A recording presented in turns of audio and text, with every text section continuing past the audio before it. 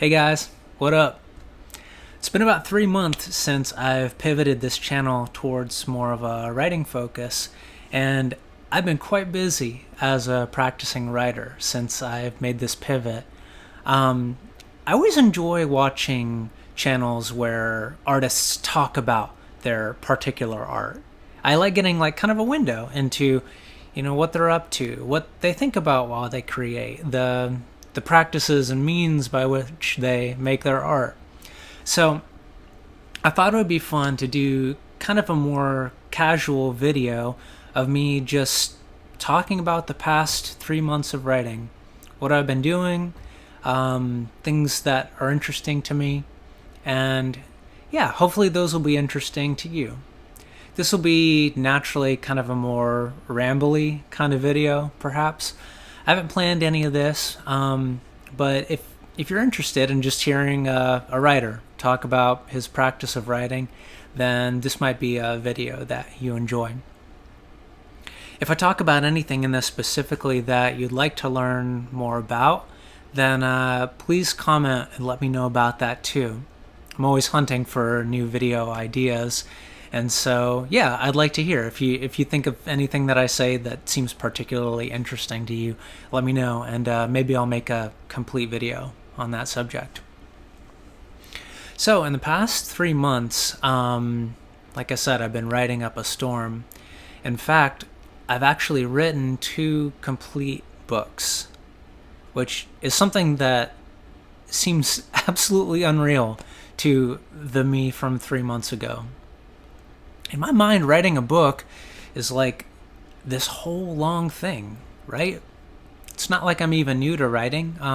I've written a complete book in the past, I guess 2, and I've written another work in progress that's almost complete. Both of those took about a year to make. So here I am sitting at a 3-month period, and I've written one book, like from beginning to end, editing, the whole shebang, and I've written the first draft of another book, which I'm now almost halfway through editing. So yeah, it's been a really fruitful 3 months for me. I'll tell you a couple of just basic details about what I've written. The book that is complete and available now is called ChatGPT for Authors. And the general gist of that, like as you might gather from the title, is I give authors advice on how they can use ChatGPT as like a part of their own writing process. It's not a book about how to use ChatGPT to do the writing for you or anything like that, but it's kind of a map of how you can use ChatGPT as like a tool to assist you on like each stage of the writing process. I had a lot of fun like breaking it down, like, okay, well, what do you do in writing, and what could ChatGPT do in each of these particular stages of writing to make it easier. Then the second book that I've completed with the first draft, and I'm doing the editing now, is actually fiction work. I've written a young adult's fantasy novel. And it's like a magic school book, sort of like a Harry Potter kind of thing. So that's been a blast. It's been a real like fruitful period of writing for me. So it's really blown me away that like in the past it takes a long time for me to write, but I found this interesting like rhythm as I'm learning more about writing and exploring, finding my own processes. I'm finding ways to make writing actually happen a lot faster than I thought would be possible. So I'll share with you some of the insights that I've gained that has made it possible for me to write a book quickly, whereas in the past it's taken me quite a long time to figure out what I wanted to say and the right way to say it.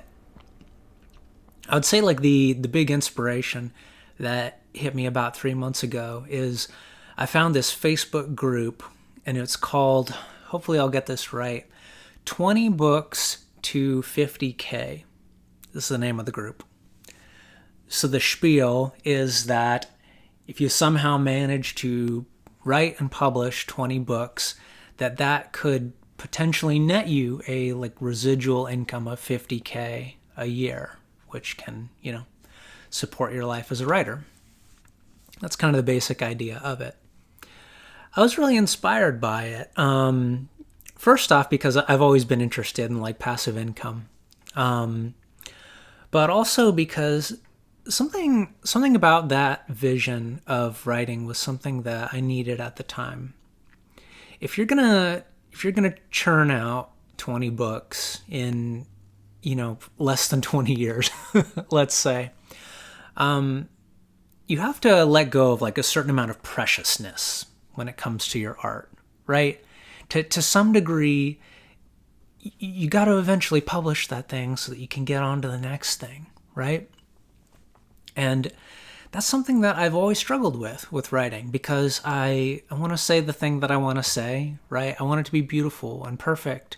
And also I have a sense that words are really important, right? I don't want to say the wrong thing. I don't want to mislead people. Like there's a certain heaviness and importance that I generally attribute to words. But I started thinking about a painting thing. There's a movement in painting that is a little bit similar to this, and it's called daily painting.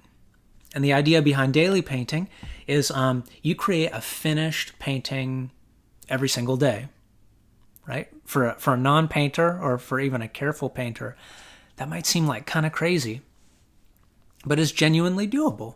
You get a small enough canvas, you get a big enough paintbrush, and you release your worries enough about getting something that looks like refined and perfect, and you can knock out a painting every single day. And people make a whole living off of that, right? Like they'd sell the painting that they did that day, and they have their own like kind of body of small works that they generate every single day. There's something a little bit less precious about daily painting, and there's something sustainable about it too, right?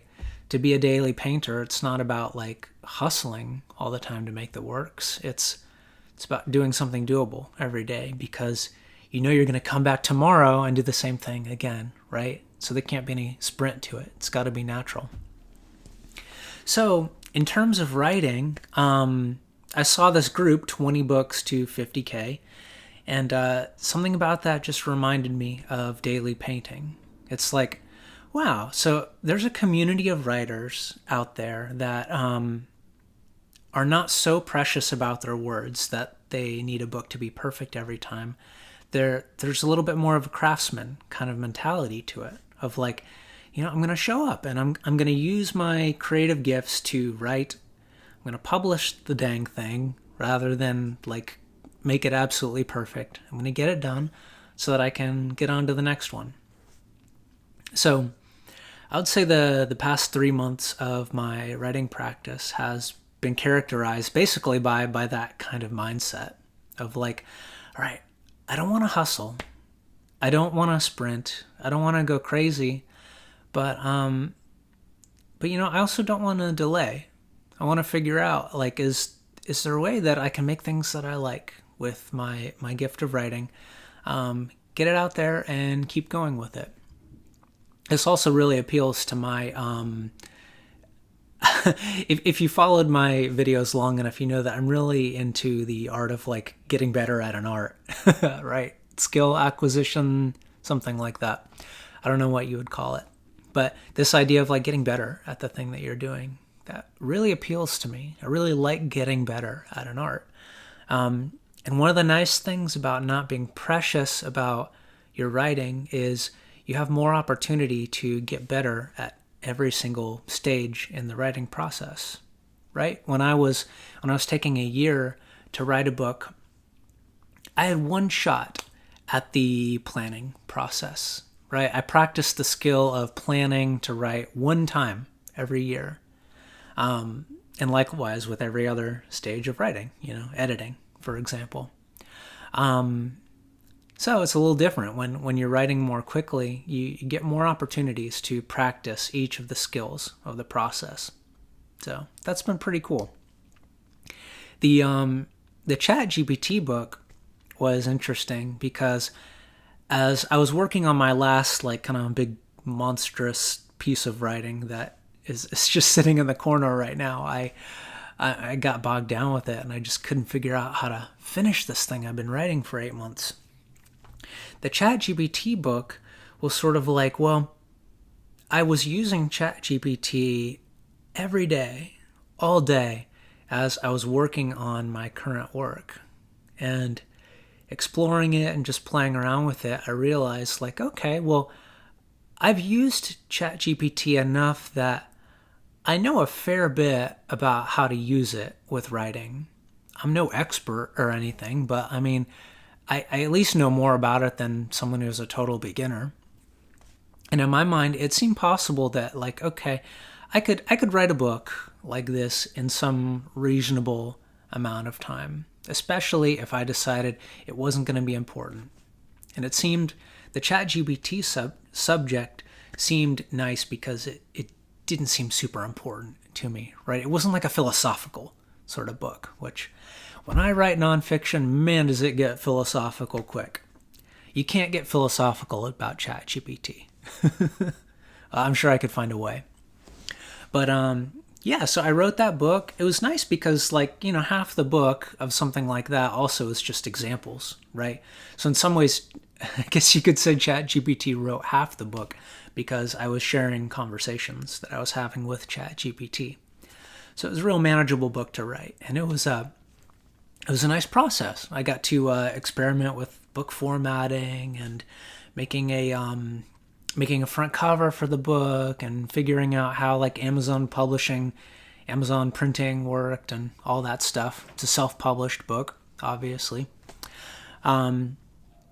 And I was going through that. As I was going through that, one of the stages in the book about how to use ChatGPT to write was, like, using ChatGPT to come up with fiction story ideas, right? I'd gotten into this rhythm where, like, I was playing with ChatGPT on a nearly daily basis of, like, okay, let's invent, like, the bones of a story together. Let's talk through, like, okay, what would the characters be like? What would the themes be like? What would the plot be like? And it was a really fun and motivating exercise to, like, talk with ChatGPT about a story. I'd written a fiction story like 20 years back. It's called The Dream Key, and it's probably not a great story, but I loved it and I really enjoyed it at the time. But back then, there was no ChatGPT, and what I realized was planning that story, it was all me, right? It was all my own imagination and jotting things down and taking walks and thinking about what I wanted the story to be like. And one element that I didn't get to enjoy when I was writing my first fiction novel 20 years ago was a dialogue with somebody else.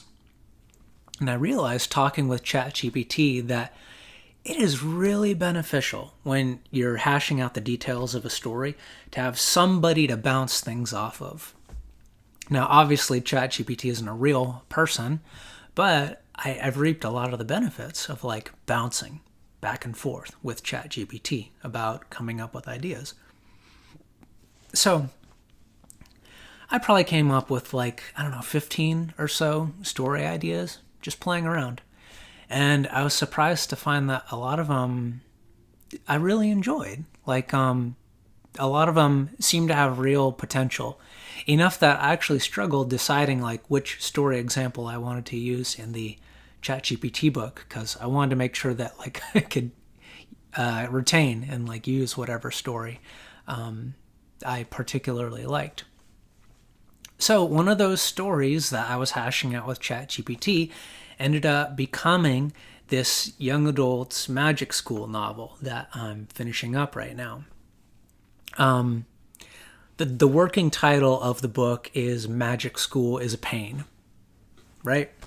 And the thing that's kind of distinct about this one is, like, so in this world, magic is not easy to come by, right? It's kind of like a boot camp sort of scenario of, like, all right, if you want magic, then you're going to have to go through some stuff to get it.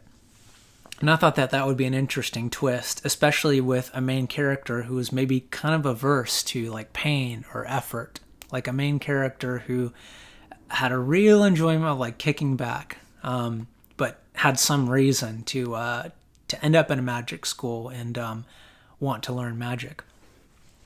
And then the other twist to the story that I think is interesting is rather than using like Western based magic, I decided to make a magic system that was more like an Eastern kind of magic thing. So, you know, we're more familiar as Americans with like the, you know, Alakazam, sort of Merlin, Gandalf kind of magic. But the East has a long tradition of magic too. So I had a great time like kind of folding in those sorts of elements into the magic, which is kind of more of a body-based magic, which works well with like the physical, grueling sort of nature of it. So yeah, that's what I've been up to lately. The ChatGPT book I wrote start to finish in 25 days. That included all the planning, all the editing, the whole spiel. And the cool thing was like I managed to do it in a way that like didn't tire me out. Like I genuinely, you know, I think I took a day off and it was like, man, I really want to get started on this fiction idea that came about from the ChatGPT book. So I got right into it. I probably spent 3 weeks planning the fiction book,